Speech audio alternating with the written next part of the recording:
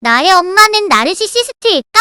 여러분은 엄마가 나르시시스트라는 결론을 내릴 만한 충분한 객관적 증거를 가지고 있습니까? 아니면 판단하는데 어려움을 겪고 있습니까? 엄마의 내면에 존재하는 나르시시즘을 우리는 어떻게 인지할 수 있을까요? 지금부터 살펴볼 사례들은 나르시시스트 엄마를 둔 딸들이 어떻게 자신의 가치를 의심하고 매번 스스로가 충분치 않다고 느끼게 되는지를 중점적으로 살펴볼 것입니다. 엄마의 기쁨을 위해 애쓰는 딸들. 도나의 엄마는 다소 낡은 여성관을 가지고 있었고 외출 여부와 관계없이 돋보이고 싶어 항상 옷을 차려입었어요. 그리고 딸 도나가 자신을 비추는 바람직한 거울이 될 수 있도록 자신이 걸어온 길을 그대로 밟길 바랐다는 거예요. 도나는 청소년기 내내 그런 엄마를 충실히 따랐습니다. 도나의 엄마는 딸이 부유한 남자와 결혼해 사람들이 선망하는 동네로 이사하자 뿌듯한 웃음을 지었대요. 딸이 결혼을 했음에도 엄마의 기대는 커지기만 했어요.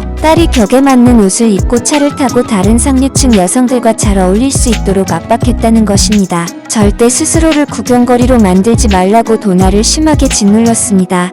시간이 지날수록 도나의 결혼 생활은 점점 비참해졌습니다.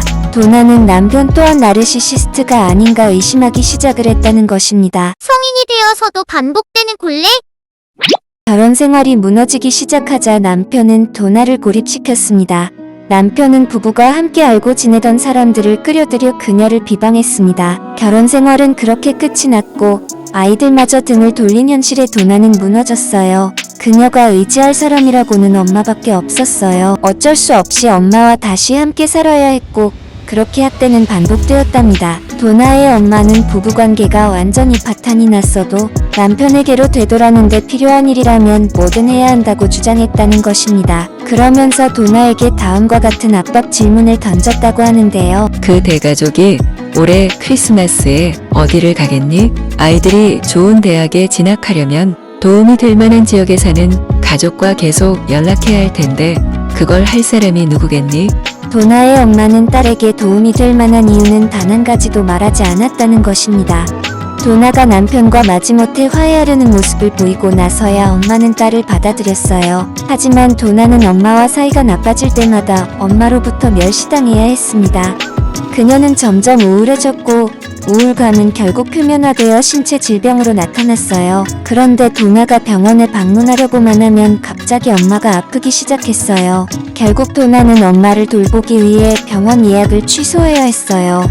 두 사람의 관계는 도나에게 너무 해로웠다는 거죠. 도나의 사례에서 알 수 있듯이 나르시시스트 엄마의 영향력은 딸이 성인이 되어도 심지어 가정을 꾸려 독립한 후에도 멈추지 않는다에 있습니다.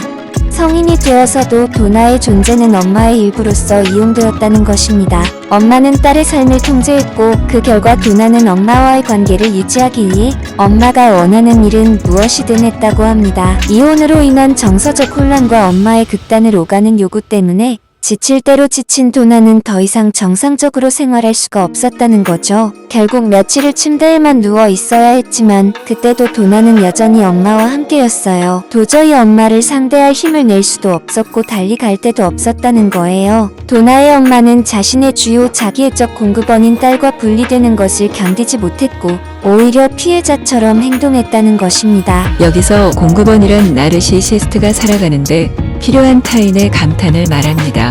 본인이 절실하게 필요로 하는 타인의 관심을 얻고자 딸의 의무감과 공감, 연민은 물론 동정심에까지 의존했어요. 도나는 모든 것을 잃었습니다. 건강은 더 나빠졌고 전 남편의 비방으로 자녀와 친구들은 더 이상 그녀에게 대화조차 걸지 않았습니다.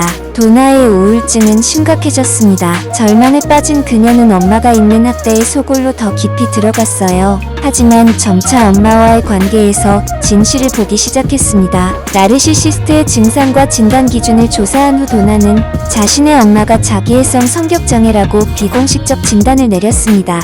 나르시시스트들은 자기 욕구를 채우기 위해서라면 죄책감, 수치심 심지어 무력감까지 이용하기도 하는데요. 그런 행동이 본인을 취약하게 또는 어리석게 보이도록 한다고 해도 자신의 욕구를 채우려 들 것입니다. 관심과 애정의 욕구는 나르시시스트에게 마약과도 같다고 합니다. 관심과 애정을 받지 못하면 나르시시스트의 가면은 벗겨지고 그들은 마음 깊은 곳에서 느껴지는 아픔과 공허함을 마주하게 될 것입니다. 오늘 영상이 도움이 되셨다면 구독과 좋아요, 알림 설정 또 만나요.